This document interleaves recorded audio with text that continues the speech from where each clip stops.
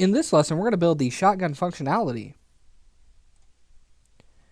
Okay, so let's go ahead and bring in our shotgun models. So let's go to the imported assets, and we're going to go ahead and right click on meshes and import new asset. Now in the game assets folder, you should find final assets and shotgun, and then bring in the shotgun file.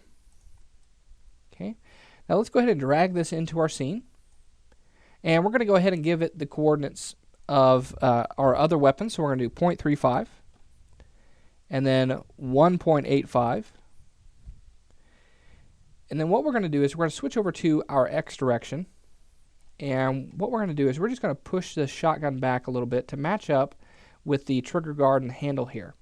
Now we did go ahead and build the assault rifle and the shotgun to match up at this point, so that way we really don't have to make a whole lot of different animations to compensate for whether the character is running or walking with the shotgun or running and walking with the assault rifle. So we just went ahead and designed it this way for a reason. So let's go ahead and let's create our shotgun game objects, because on our player we have the weapons game object, and then we also have an assault rifle game object. So let's go ahead and do the same thing for our shotgun. So let's go to game object, create empty, and let's rename this shotgun GO for game object. Okay. Now what we're going to do is we're going to go ahead and give this the coordinates of our other weapons as well. So we're going to do 0.35, 1.85, and then 0 on that Z direction. Now let's go ahead and parent this to our weapons game object, and then parent our shotgun to the shotgun game object. Okay. Now on the shotgun, let's go ahead and apply our sparks, because we need to do that to make sure that we can actually see our shotgun shooting whenever we place our script on there. So let's go ahead and go to the standard assets, miscellaneous, and then sparks. And just like you did before, just click and drag that onto the assault rifle, or I'm sorry, onto the shotgun, just like we did with the assault rifle. Okay. Losing prefab is okay, so just hit continue. Now, let's go ahead and create our script for our shotgun, because right now we don't have anything happening. If we hit play, our sparks are going to keep emitting on our shotgun. Now, you'll notice that our assault rifle is showing and not our shotgun. Well, that has to deal with our player weapons script here. Okay?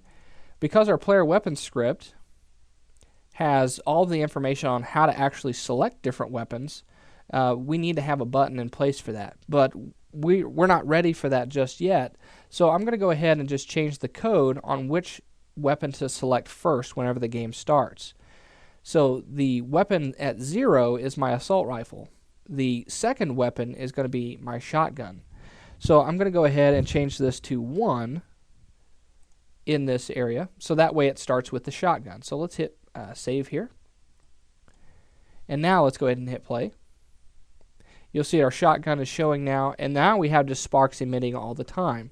Now, if you'll remember from our assault rifle script, we had a script in place to say, do not emit particles until this happens, okay, in our start function. So let's go ahead and create our shotgun script. Okay, so let's go ahead and right-click on that, on Custom Scripts folder, and we're going to create JavaScript. Now we're going to go ahead and call this shotgun,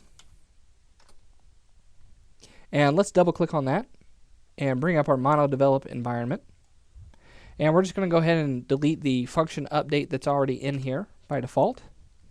And again, just like the assault rifle, what we're going to do is go ahead and copy and paste in our shotgun code, and we'll go ahead and we'll discuss the differences in the code here. Okay.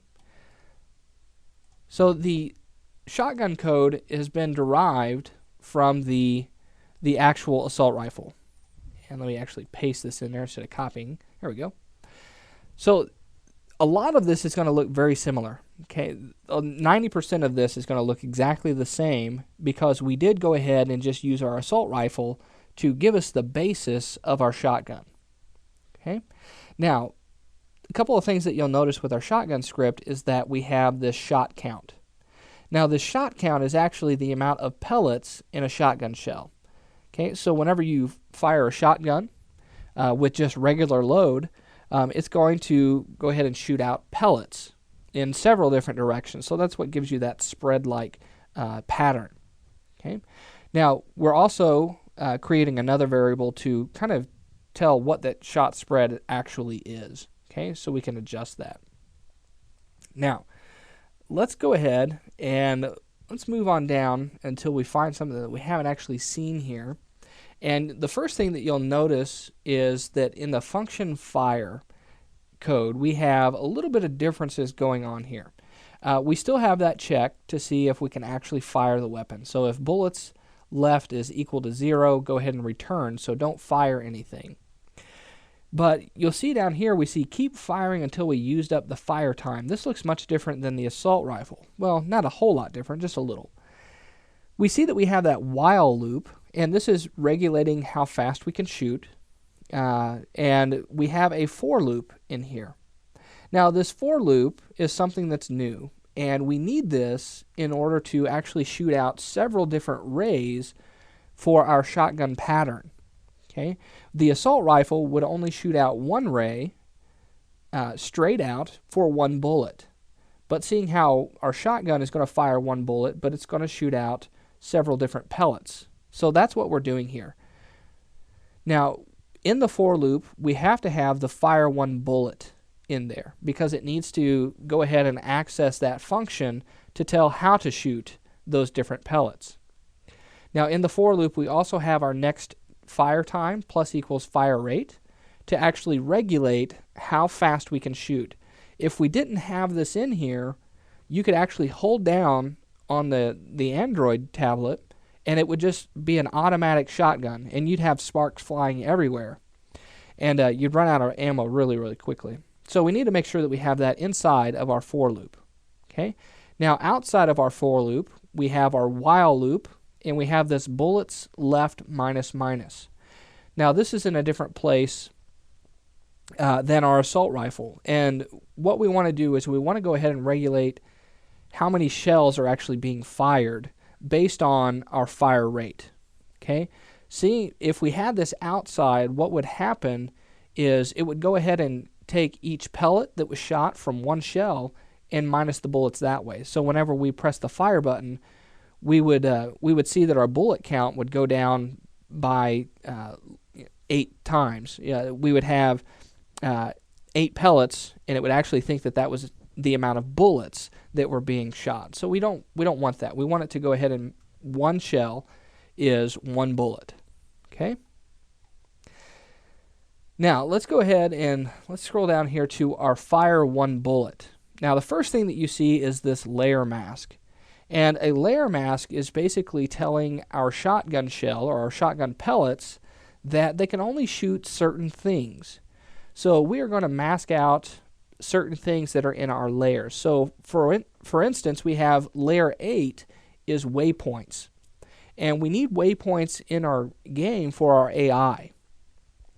And if we don't have this in there, we're actually going to be shooting, and it's not going to look like our gun is actually shooting at all because the particles are hitting these waypoints, and they're not able to shoot the enemy. So we want to go ahead and mask those waypoints out, and then make sure that we're only shooting things that are within this layer mask range. Okay. Now, you'll also notice that we have this var hits, raycast hit, and it's got this these brackets here, and this is for an array. Okay, we're creating a list here, or an index, to tell our program that each pellet will do damage. Okay, we want to be able to spawn particles with each pellet, not necessarily just with one ray. Okay. So as we go through this, we have another for loop, and we're seeing that if we're actually hitting anything. But this for loop is telling it that we need to determine if we're hitting anything with each pellet, not necessarily just with one shot or one bullet. Okay. Now, let's go ahead and move on down to this comparison function. You might be wondering, okay, what is this supposed to do? Well, we have to kind of think of in geometry terms here. we think of a shotgun pattern, and it's actually in a cone shape. So what we have to do with a shotgun is we have to make two different vectors. We have to make one in the X direction, and then we have to make one in the Y direction. Okay? And we're giving it a range. So what we're doing is we're kind of making a V pattern in the X direction, and we're making a V pattern in the Y direction. So we're kind of getting a cone shape with this comparison. Now we have the spray direction itself, and this is actually telling the bullets to randomize. Every time you shoot a shotgun shell, the pellets are not going to come out at the exact same pattern every single time, because every shotgun shell is going to be different. So that's what we're doing with this, is we're just randomizing the value on where each ray is going to shoot. But we're also doing it within an actual radius. So that's what this 0.05 is. So if you want your shotgun spray to go out a little larger, you could actually just change this value right here. Now you do want to be careful with this, and if you're going to change it in very small increments. And I'm talking like if you want to go up just a little bit, go to 0.06, okay, 0.07, that sort of thing. Okay.